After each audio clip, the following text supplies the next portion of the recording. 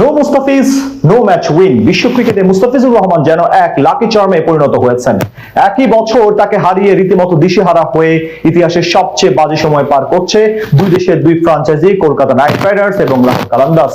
Tiger pacer যে কত বড় তারকা সেটা প্রমাণ পাওয়া যায় তাদের দুই দলের পারফরমেন্সে। মুস্তাফিজের অভাব কতটা লাহোর এবং কলকাতাকে ভোগাচ্ছে এবং তাদের অধপতন হয়েছে সেটা নিয়ে বিস্তারিত জানবো এই প্রতিবেদনে।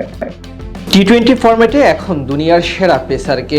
প্রশ্নের জবাবে অকপটে মুস্তাফিজুর রহমানের নামটাই বলে দেওয়া যায়। তার চেয়ে বড় কথা, তার মতো একজন পেসার যেই দলে থাকবে তাদের কাজ অর্ধেক সহজ হয়ে যাবে। পিচ থাকা মানে বোলিং ইউনিটের শক্তিমত্তা অনেকখানি বেড়ে যাওয়া, তাই তো বিশ্বজুড়ে তার কদর আকাশচুম্বী। বিশেষ করে ফ্র্যাঞ্চাইজি টুর্নামেন্টগুলোতে এখন এক হটকেক মুস্তাফিজুর রহমান। ঠিক তেমনি এবার ফিজের না থাকার পরিণাম হারে হারে টের পেল আইপিএল এবং পিএসএল এর দুই শীর্ষ দল। নো মুস্তাফিজ নো উইন এমন প্রবাদের বেড়াজালে পড়ে রীতিমতো দিশেহারা তারা। প্রথমে মুস্তাফিজুরের অভাব কতটা বিপজ্জনক সেটা হারে হারে টের পায় Kolkata night Riders. 2026 India premier লিগের নিলামে দুই দলের সাথে অর্থের লড়াইয়ে নেমে রেকর্ড 12.5 কোটি টাকায় টাইগার পেসারকে দলে টেনেছিল ফ্র্যাঞ্চাইজিটি। এরপর আসর শুরুর আগ মুহূর্তে তার সাথে অবিচার করে এবং অপেশাদারভাবে টুর্নামেন্ট থেকে বাদ দিয়ে দেয় ওপার বাংলার প্রতিনিধিরা।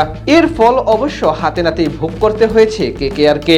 নিজেদের ইতিহাসে সবচেয়ে বাজে মৌসুম পার করতে হচ্ছে ফ্র্যাঞ্চাইজিটিকে। বিশেষ করে ফিজের অভাবে তাদের বোলিং ইউনিটের বেহাল দশা চোখে পড়েছে সকলের। সব বোলাররা ছিলেন ব্যর্থ, যার কারণে সিজনে এখন অব্দি মাত্র 2 জয় পেয়ে ইতিমধ্যে আসর থেকে ছিটকে গেছে তারা। মুস্তাফিজের মতো বোলারের সাথে এমন অবিচার ও অন্যায়ের ফল কেমন হয় সেটা কলকাতার সমর্থকরা বেশ ভালোভাবে বুঝে গেছে।